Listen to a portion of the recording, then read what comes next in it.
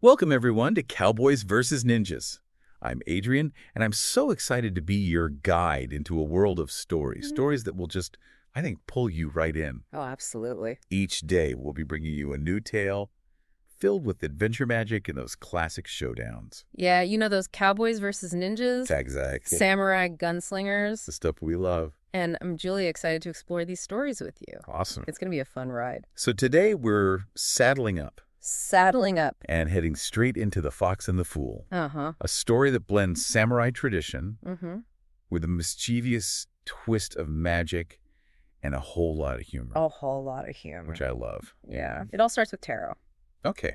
Now, when you picture a samurai, you probably imagine a stoic warrior, right? Oh, yeah. Skilled with a blade, radiating an aura of discipline. Yes. Taro, well, he's not exactly that. He's not. He's not. I was going to say, he sounds more like the fool in this story. He might be. Maybe. He is, yeah. He's more like a puppy trying to herd sheep. Yes. All heart and enthusiasm, Uh-huh. but maybe not quite cut out for the traditional samurai role. Exactly. And the story plays with that contrast brilliantly. Okay. We see him struggling with the simplest tasks, Oh, gosh. like polishing his armor or even just walking in a straight line Oh. without tripping. Yeah. Yeah, the humor comes from his earnestness, but it also makes you wonder, how can someone like this possibly be the hero of the story? That's what hooked me right away. Yeah. I love when you think you know what to expect, but then... And then they throw you a curveball Totally. with a character like Taro. So how does this bumbling samurai end up entangled with the magical world? He's tasked with sprucing up an old ancestral shrine, which seems simple enough, right? Oh, yeah, sure. But in classic Taro fashion, Mm-hmm. he manages to make a colossal mess of things. I figured. He mistakes Kitsune, Okay. an ancient fox spirit trapped in a cracked pot, Mm-hmm. for needing a bit of glue. Oh, no. Oh, my goodness. Yeah. I can only imagine the fallout from accidentally releasing a being of that power. It's not pretty.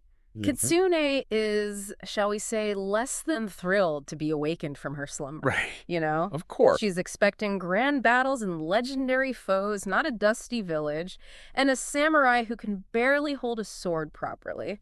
So we have this ancient, powerful entity trapped for who knows how long, Right. expecting epic adventures, and she gets Taro. She gets Taro. I mean, it's almost too perfect. It is. I bet their initial interactions are hilarious. Oh, absolutely. The story does a fantastic job of contrasting Kitsune's Okay. regal, almost bored demeanor with Taro's constant, flustered energy. Uh-huh. Like a queen forced to share a carriage with a very energetic, very clumsy squirrel. That's a great analogy. I love it. Yeah. I can't even imagine the level of exasperation Kitsune must feel. Oh, yeah. So what happens next? Does she try to get rid of him and find someone more competent? Surprisingly, no. No. She decides, much to Taro's dismay, Of course. that he's the one responsible for fixing the balance of the realms that he disrupted by releasing her. Oh. And here's where it gets interesting. Okay. The story doesn't explain exactly what this balance is or why it's so important. Interesting. It's left to the reader's imagination, I like that. which I found really engaging. Yeah, that's a great point. Yeah. It makes you think about the larger implications, the unseen forces at play in this world. Right. So Kitsune essentially decides that Taro is stuck with her. He's stuck with her. What does that look like? She becomes this constant presence in his life, a fluffy white whirlwind of judgment and sarcasm. Oh my gosh. The story describes her tails flicking in annoyance every time Taro makes a mistake. Yeah. Which is, let's be honest, pretty often. Pretty often, yeah. Yeah. I can only imagine constant flicking. Constant flicking. Their journey to restore this balance takes them through a series of trials. Right. Classic tests of a hero's strength and wit. Right. But of course, With Taro involved. with Taro involved, these trials turn into something, well, a bit more chaotic. That sounds about right, knowing Taro. I can't imagine him gracefully passing these tests. He doesn't. What kind of trials are we talking about? So we have the trial of fire, Okay. where predictably Taro nearly sets himself and half the forest ablaze. Oh, geez. Then there's the trial of water, Okay. which Kitsune attempts to solve by possessing a very slow, very grumpy A turtle what? to carry them across a river. A possessed turtle. That's an image I won't soon forget. I have to admit, the author's creativity in these scenarios is fantastic. Oh, it's great. It's like they took these traditional heroic trials and injected them with a healthy dose of absurdity. Absolutely, and that's what makes the story so refreshing. Yeah. It doesn't take itself too seriously. Right. But beneath the humor, Yeah. there's a subtle exploration of how unconventional approaches can sometimes be the most effective. Interesting. So Taro's clumsiness, which initially seems like a weakness, becomes a kind of asset. Precisely because he's so unpredictable, he throws off his opponents, both human and supernatural. Right. He doesn't fight the way a proper samurai would, which makes him surprisingly difficult to predict. That's a fascinating take on the classic underdog trope. It's not just that he overcomes his weakness, it's that his weakness, in a strange way, becomes his strength. Exactly, and as they stumble their way through these trials, something else starts to happen. Okay. We see a shift in the dynamic between Taro and Kitsune.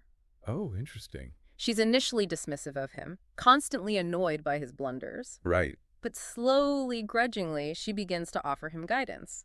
So their relationship starts to evolve beyond this master-servant dynamic. It does. She's still the powerful entity. Yeah. But there's a hint of something else developing. Yes, it's never explicitly stated. Right. But you get the sense that she's starting to respect his resilience, his unwavering determination to do the right thing, even if he's not always sure how to do it.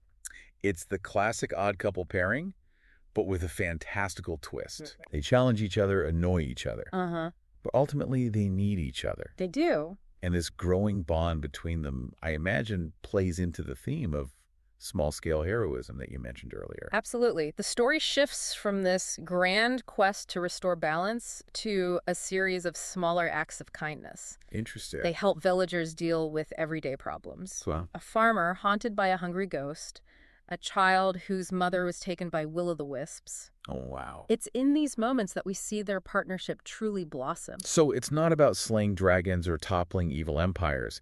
It's about using their unique abilities to make a difference in the lives of ordinary people. Right. That's a really powerful message, especially in a genre that often focuses on larger-than-life heroes. It is.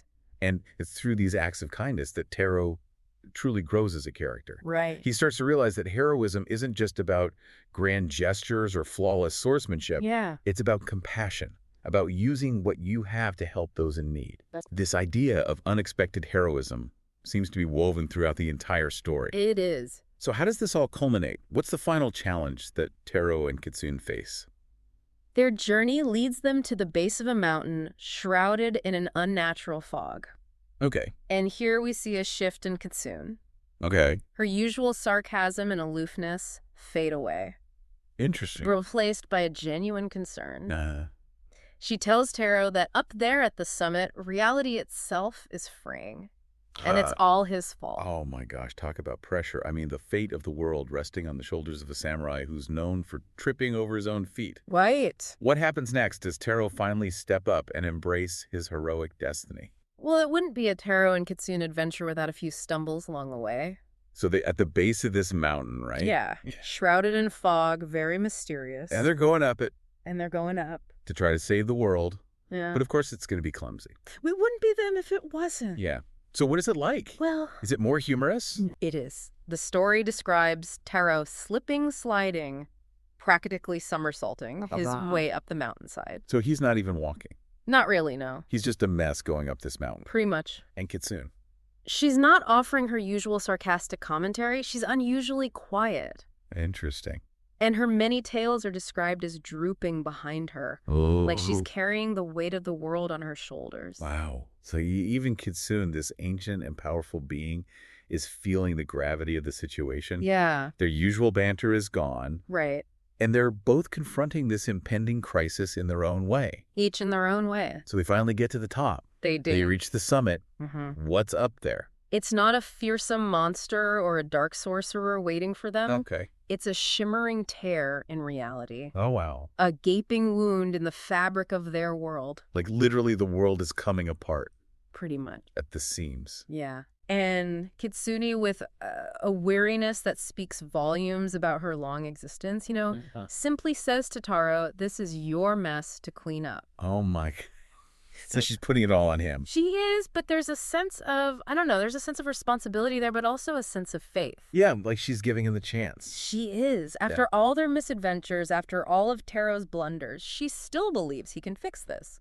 That's actually really sweet. Yeah, and what's even more remarkable is Taro's reaction. Okay, what does he do? He's not the same clumsy, unsure samurai we met at the beginning of the story. Okay. He looks at the tear, in reality gives Kitsune a determined grin and simply says, well, someone's got to do it. I love that there's a real sense of growth there. There is. He's accepted the challenge, the responsibility, without any of his usual self-doubt. Exactly. And he does it with a smile.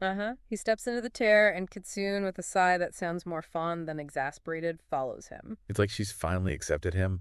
Yeah. Clumsiness and all. So they journey into this chaotic void to try to fix reality. And I'm guessing the solution isn't as simple as snapping their fingers and making everything right again. You are correct. It's got to be more complicated than that. The story makes it very clear that fixing a broken world isn't glamorous or instantaneous. Okay. It's a slow, arduous process. Right. A series of small victories against the focuses of chaos. It's like they're patching up the world one tear at a time using their unique blend of clumsiness and ancient magic. Yeah, I love that. It's not about grand pronouncements or epic battles. It's about the quiet, persistent work of making things right. And they're the perfect pair for that, because she has the magic, he has the heart. Exactly. And as they work, they both continue to change.